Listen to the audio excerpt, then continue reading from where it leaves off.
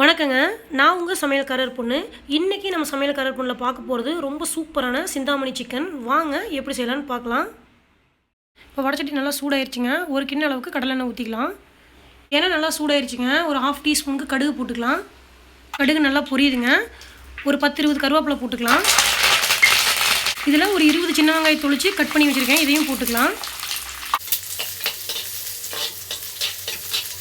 இதில் ஒரு 10 பல்லு பூண்டு எடுத்து வச்சுருக்கிறேங்க. 2 இன்ச்சுக்கு இஞ்சி வந்து தோல் சீவிட்டு கட் பண்ணி வச்சுருக்கிறேன். இது 2 இடிக்கல்ல போட்டு கொஞ்சம் பொடியாக இடிச்சிக்கலாங்க. தட்டி வச்சுருக்கிற இஞ்சி பூண்டையும் போட்டுக்கலாம். இதில் ஒரு 20-25 மிளகாய் வந்து நல்லா கிள்ளி வச்சுருக்கிறேன். விதையெல்லாம் உழுக்காட்டிட்டு இதையும் போட்டுக்கலாம். இதெல்லாம் சேர்ந்து எண்ணெயில் நல்லா சுருண்டு வணங்கிட்டுங்க.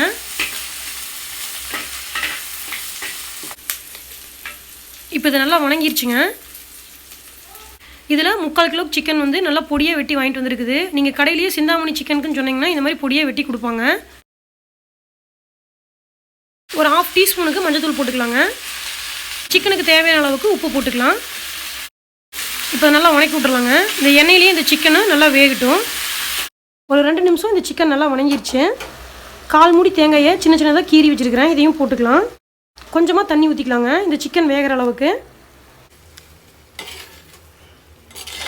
இப்போ இதை மூடி போட்டு வச்சிடலாங்க. ஒரு 1/4 மணி நேரம் அந்த சிக்கன் நல்லா சுருண்டு வேகட்டும்.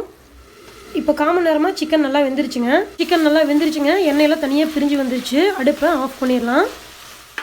இவ்வளோதாங்க, சூப்பரான சிக்கன் சிந்தாமணி ரெடி ஆயிடுச்சு. சாப்பாட்டுக்கு ரொம்ப சூப்பராக இருக்கும். கண்டிப்பாக நீங்களும் உங்கள் வீட்டில் ட்ரை பண்ணி பாருங்கள். எப்படி இருந்துச்சுன்னு உங்கள் கமெண்ட்ஸ் எனக்கு சொல்லுங்கள். இந்த வீடியோ உங்களுக்கு பிடிச்சிருந்தா சமையல்காரர் பொண்ணுக்கு சப்ஸ்கிரைப் பண்ணுங்கள். நான் இன்னொரு சூப்பரான வீடியோவோட உங்களை சந்திக்கிறேன். தேங்க்யூங்க. இருப்பா நான் சொல்ல போட்டேன்.